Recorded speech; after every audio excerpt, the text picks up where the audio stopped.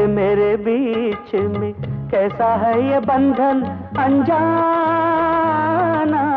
तेरे मेरे बीच में कैसा है ये बंधन अनजाना।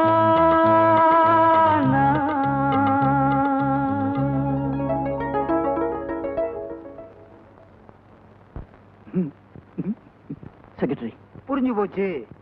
அந்த பொண்ணை உங்களுக்கு புடிச்சு போச்சு. ரைட். மேரேஜ ஃபிக்ஸ் பண்ணிடுறேன். Okay okay.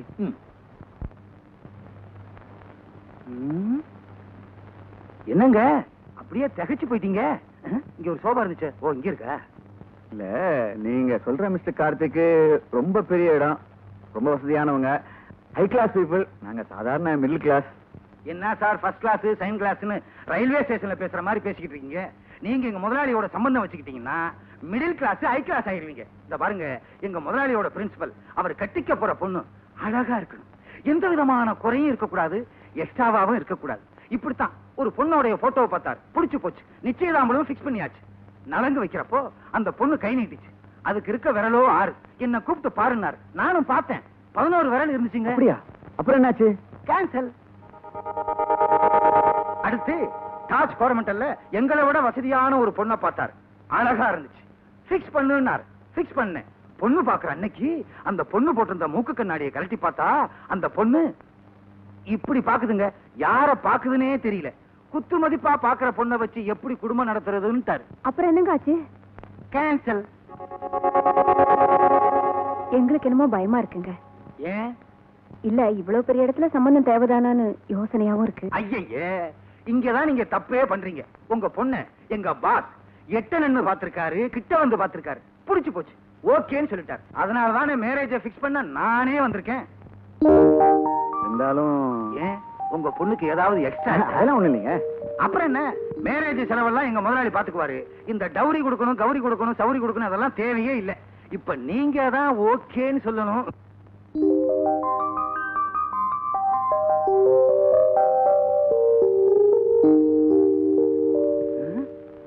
என்னது, பொண்ணு ஊமை ஜாடியில சொல்லுது?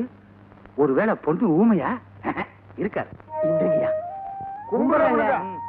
என்ன முத்தையா, முனுசாமி, என்னைக்குமே வராதவங்க இன்னைக்கு வந்திருக்கீங்க? ஏழை விவசாயி எதுக்கு வந்திருப்போம்? தர்ம ராசா கிட்ட கை நீட்டி காசு வாங்கறதுக்காகத்தான்.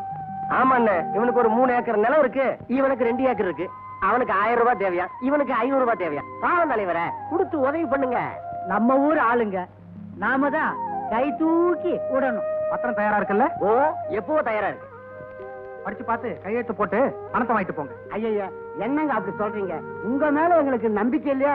கொண்டாங்க, கை நாட்டு வைக்கிறோம்.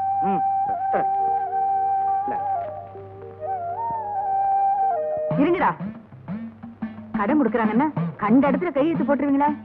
அதுல என்ன எழுதிருக்கான்னு படிச்சு பாத்தீங்களா? இல்லையே. எடுங்க அப்படி.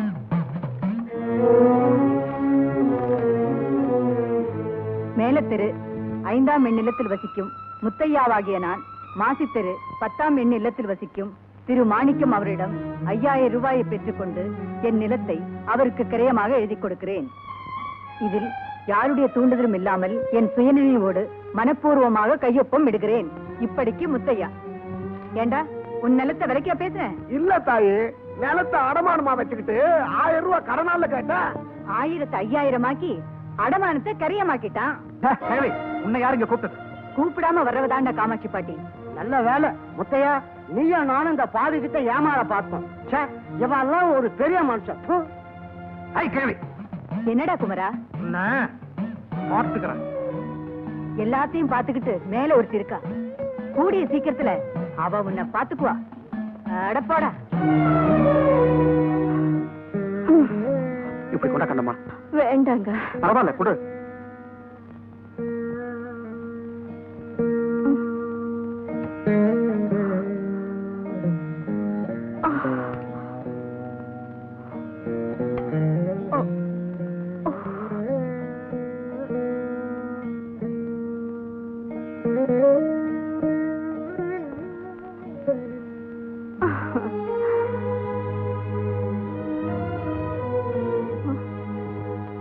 என்னங்க இது, சின்ன குழந்தையாட்டம்.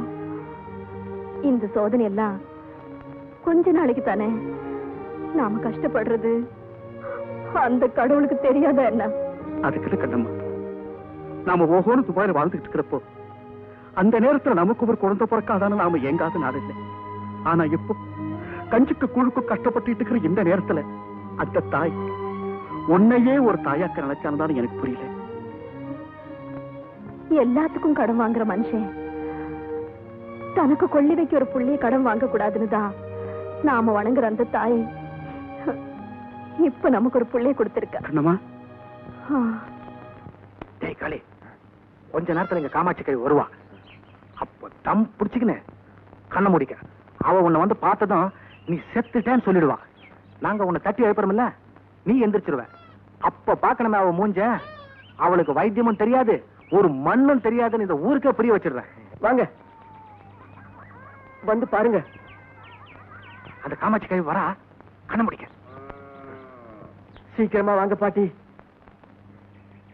பாட்டி, எங்க காளிய பாம்பு கடிச்சிருச்சு. நீங்க தான் பாட்டி காப்பாத்தணும். ஆமா பாட்டி, உங்க கைப்பட்ட அவன் கண்டிப்பா பழச்சிக்குவான். கொஞ்சம் பாருங்க பாட்டி.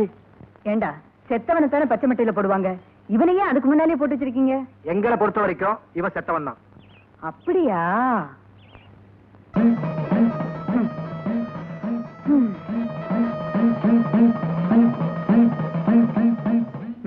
செத்தவன் செத்தவன் தான். அப்ப காளி செத்துட்டாங்கிற? நிச்சயமா செத்துட்டான்.